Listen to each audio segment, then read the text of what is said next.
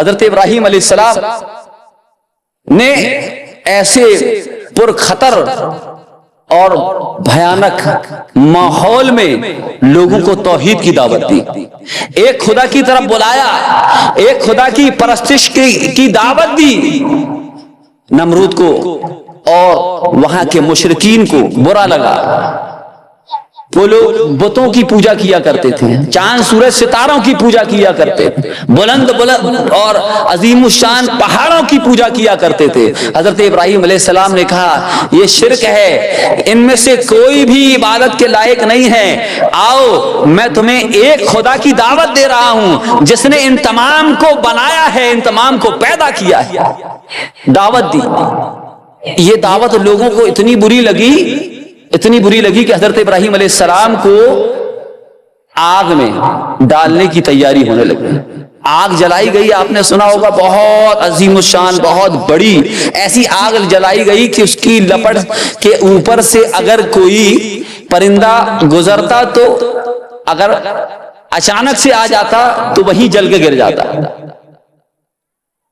अब आग को जला दिया गया। हजरत इब्राहिम अलैहिस्सलाम को अब उस आग में डालना है।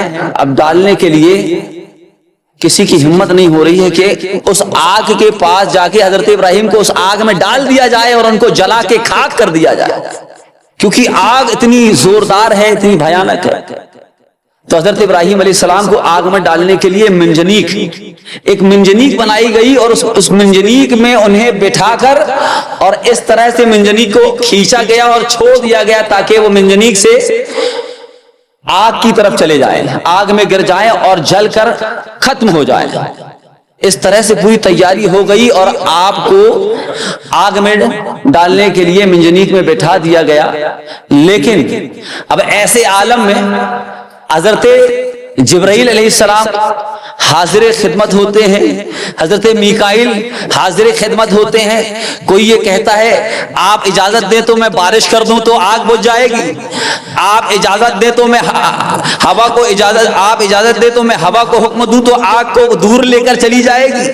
सब अपने अपने अंदाज में हजरत इब्राहिम की खिदमत में आ रहे हैं और अरीजा पेश कर रहे हैं कि आप कहें तो मैं आपको इस चीज से, इस मुसीबत से, इस इम्तिहान और आजमाइश से मैं ऐसे बचा सकता हूं, मैं ऐसे बचा सकता हूं। लेकिन हजरत इब्राहिम अलैहिस्सलाम ने किसी फरिश्ते से नहीं कहा कि हाँ तुम मेरी मदद कर दो, हाँ तुम मुझे आग से बचा लो, बल्कि हजरत इब्राहिम अलैहिस्सलाम खामोशी के साथ मिंजनीक में है और अब मिंजनीक हवा में है और आप हजरत इब्राहिम अलैहिस्सलाम अब हवा में हैं, अब उस आग की तरफ जा रहे हैं और इस दरमियान में ये सारी बातचीतें हो रही हैं। लेकिन किसी भी वक्त हजरत इब्राहिम अलैहिस्सलाम ने किसी से मदद के लिए नहीं कहा। क्यों?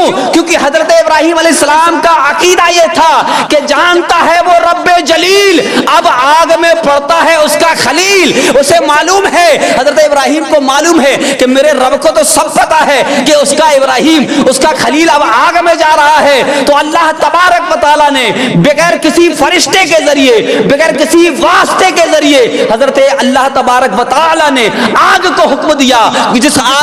जो हुक्म अल्लाह तबारक व तआला ने कुरान में भी बयान फरमाया है। अल्लाह तबारक व तआला आग से फरमाता है या नारो कूनी बरदन व सलामन अला इब्राहिम, ऐ आग मेरे इब्राहिम पर ठंडी और सलामती वाली बन जा। ऐ आग मेरे इब्राहिम पर ठंडी और सलामती वाली बन जा।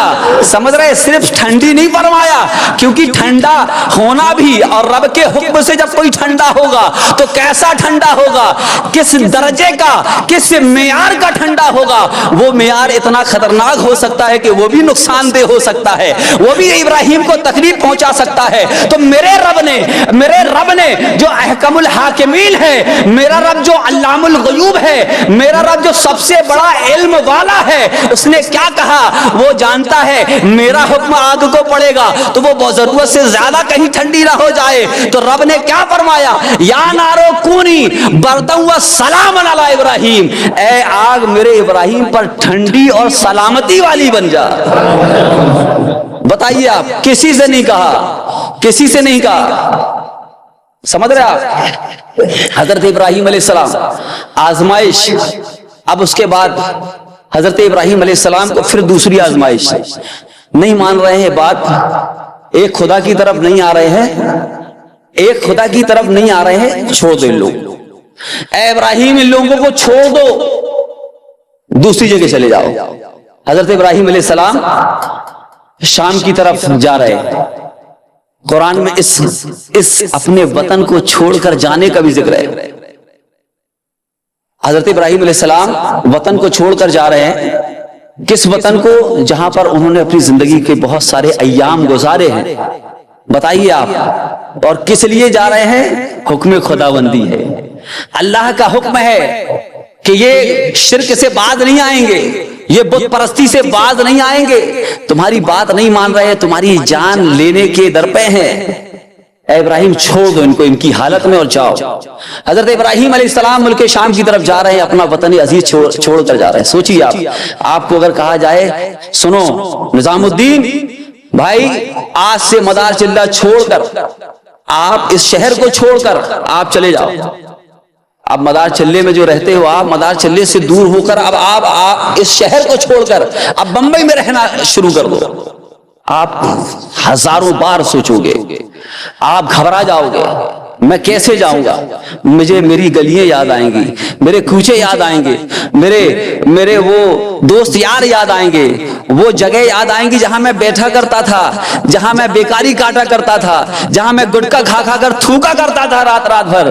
عزیزان ملت اسلامیہ، اس طرح سے آپ کو بے چینی ہوگی، پریشانی ہوگی، آپ اپنا ملک اپنا شہر چھوڑنے کے لیے راضی نہیں ہوگے، آپ کو بہت تکلیف ہوگی، لیکن حضرت ابراہیم علیہ السلام سے رب نے کہا جاؤ، سمجھ رہے حکم ہوا، سمجھ رہے اپنا کھیت نہیں چھوڑ پاتا آدمی، سمجھ رہے کھیت بیچتا ہے نا تو بیچنے کے بعد کئی سال تک اپنے کھیت کی طرف دیکھتا ہے کہ وہ والے کھیت میں جو وہ پھلا پیڑ لگا ہے اس کے سائے میں بیٹھتا تھا، اس کے پاس جو کنواں ہے اس کنویں سے میں پانی پیتا تھا، وہاں پر جو چبوترا بنا ہوا ہے اس چبوترے میں بیٹھا کرتا تھا، افسوس اب وہ میرے پاس نہیں ہے، اب وہ مجھ سے جدا ہو گیا ہے، اب وہ کسی اور کی ملکیت میں آ گیا ہے، ایک چھوٹی سی چیز نہیں چھوڑ پاتا ہے، یہاں تو پورا شہر کا شہر چھوڑ کر نہیں، پورے ملک کو چھوڑ کر جانے کا حکم ہو چکا ہے۔ حضرت ابراہیم علیہ السلام نے کہا حکم خداوندی ہے، اللہ کے حکم کے آگے سر تسلیم خم ہے، سب کچھ قربان ہے۔ حضرت ابراہیم علیہ السلام نے قربان کر دیا اپنے وطن کو قربان کر دیا، چلے گئے، وطن کو چھوڑ دیا، اب دوسری جگہ چلے گئے، ابھی بھی معاملہ ختم نہیں ہوا ہے، اب حضرت ابراہیم علیہ السلام دوسری جگہ چلے گئے، دوسری جگہ چلے گئے، امتحان پہ امتحان ہے، 80 سال سے زیادہ عمر ہو چکی ہے، اولاد نہیں ہے، مدتوں دعا کرنے کے بعد اللہ تبارک و تعالیٰ نے اولاد عطا فرمائی، حضرت سیدنا اسماعیل علی نبینا علیہ الصلوۃ والسلام کی شکل میں ایک اولاد عطا فرمائی۔ حضرت اسماعیل اس دنیا میں تشریف لائے تو پھر اللہ تبارک و تعالیٰ کا آرڈر آ گیا، انی ارا فی المنام انی اذبحک، اے میرے بیٹے میں خواب میں دیکھ رہا ہوں کہ میں تجھے ذبح کر رہا ہوں، میں تجھے کاٹ رہا ہوں، میں تیرے گلے میں چھری پھیر رہا ہوں۔ یہ پھر تیسرا آرڈر آ گیا، ایک دن خواب آیا، دوسرے دن خواب آیا، پھر سمجھ میں آ گیا کہ اب یہ حکم ہی اللہ تبارک و تعالیٰ بیٹے ہی کی قربانی مانگ رہا ہے۔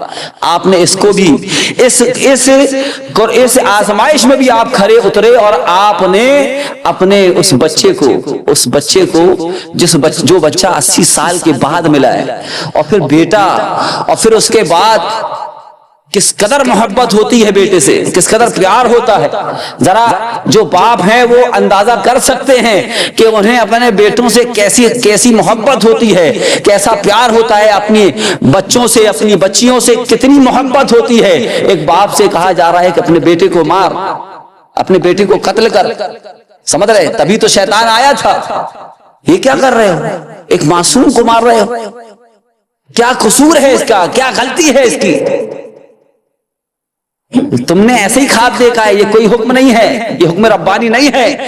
تو حضرت ابراہیم علیہ السلام نے کنکری اٹھائی اور پھینک کے اس کو دے ماری اور کہا کہ تو شیطان ہے، مجھے بہکا رہا ہے۔ عزیزان ملت اسلامیہ، بالآخر حضرت ابراہیم علیہ السلام نے یہ بھی آزمائش دی، یہ بھی امتحان دیا، اور اسی آزمائش اور امتحان کو اللہ تبارک و تعالیٰ نے اتنا پسند فرمایا کہ رہتی دنیا تک تمام امت محمدیہ علی صاحبہ الصلاۃ والسلام پر یہ سنت ابراہیمی کو واجب قرار دے دیا گیا۔